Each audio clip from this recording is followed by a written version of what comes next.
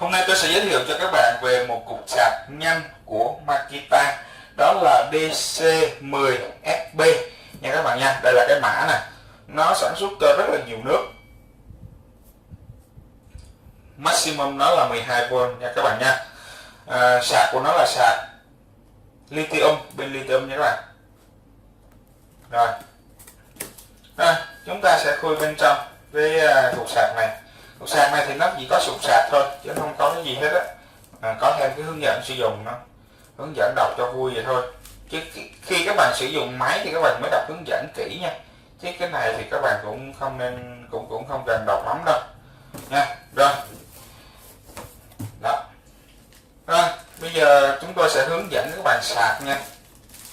Đơn giản thôi, cục sạc này giống sạc điện thoại chứ có gì đâu các bạn. Đó, các bạn có thể nhìn thấy được đây là cục sạc Makita, thì nó có là cái hướng dẫn các bạn cắm vào, xả quạt rồi đủ thứ đây nè, các bạn có thể nhìn đây là hết pin nè. Đó, DC10SB nha các bạn nha.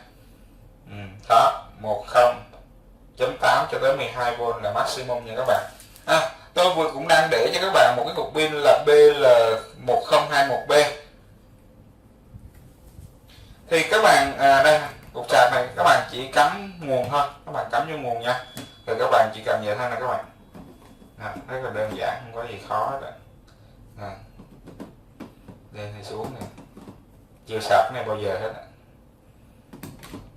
toàn là bán không. Rồi, trời ơi quá khỏe luôn. Đó, thì các bạn chỉ cần gà vô cái ngàm này thôi ha các bạn ha. Rồi các bạn muốn rút ra thì các bạn bấm cái ngàm này thì rút ra thôi nha các bạn. Đó, nêu vô. Đó, cục pin này thì nó sẽ sạc trong vòng 30 phút nha các bạn nha. Đó, cái đây là sạc nhanh nha các bạn. Đó, cái này sạc nhanh thì nó đi đôi với lại nếu các bạn xài nhiều thì nó sẽ nhanh hỏng pin của các bạn thôi nha các bạn nha. Còn tôi khuyên, nếu mà tôi khuyên các bạn nên mua được cục sạc chậm á nha các bạn nha. Rồi, tôi là Tâm đến từ website hamarket.vn. Tôi vừa mới giới thiệu xong cho các bạn về cục sạc pin của Makita DC10B.